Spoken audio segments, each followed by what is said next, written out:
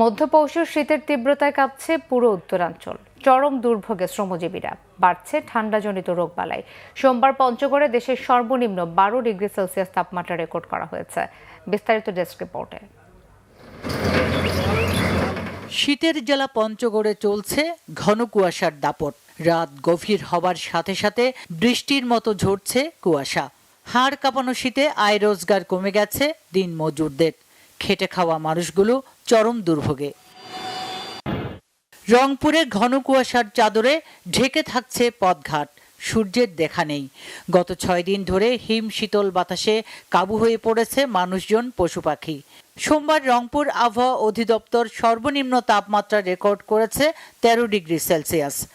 শীতে সবচেয়ে বেশি কষ্টে গ্রামীণ জনপদের বাসিন্দারা। গরম কাপড়ের অভাবে খড় কুটা জ্বালিয়ে শীত নিবারণের চেষ্টা অনেকের। নাটোরেও হিমশীতল বাতাস আর কনকনে ঠান্ডায় জবুথবু মানুষ। গত 2 দিন সূর্যের দেখা নেই। আশঙ্কা করা হচ্ছে শীত দীর্ঘস্থায়ী হলে শীতজনিত রোগীর সংখ্যা বাড়বে। এখানে কাজে আসছি ডেনে, খুব ঠান্ডা লাগতেছে, তাই এসে আমরা আগুন তাপতেছি। শীতের দিন তো শীত তো লাগবে, কাজ না করলে আমরা খাবো কি?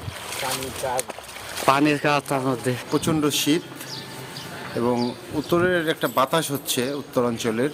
এই বাতাসের কারণে শীতটা আরো বেশি মানুষকে কষ্ট দিচ্ছে। এই কয়েকদিন এত ঠান্ডা, কাজকাম করতে পারছি না, হাত পা শীতকা হয়ে আসছে। সংসারের কাজে খুব কষ্ট হচ্ছে আমাদের। কুড়িগ্রামে হিমেল হাওয়ার দাপটে বেড়েছে শীতের তীব্রতা। মধ্যরাত থেকে সকাল পর্যন্ত কুয়াশায় ঢাকা থাকছে চারদিক। জেলায় সর্বনিম্ন তাপমাত্রা 13.4 ডিগ্রি সেলসিয়াস রেকর্ড করেছে রাজারহাট আবহাওয়া পর্যবেক্ষণ কেন্দ্র। কুয়াশা ও শীতের তীব্রতায় কৃষি শ্রমিক ও খেটে খাওয়া মানুষগুলো বিপাকে। জেলার উপর বয়ে যাওয়া 16টি নদ নদী তীরবর্তী 4 শতাধিক চর ও দ্বীপচরের হতদরিদ্র মানুষগুলো বেশি দুর্ভোগে। এদিকে মৌসুমে প্রথমবারের মতো ঘন কুয়াশায় ঢেকে গেছে সিলেট।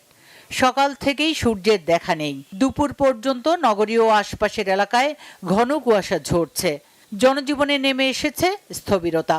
আবহাওয়া অফিস জানিয়েছে আগামী কয়েকদিন সিলেট অঞ্চলে কুয়াশা ও শীতের তীব্রতা অব্যাহত থাকতে পারে। Bangla vision news desk.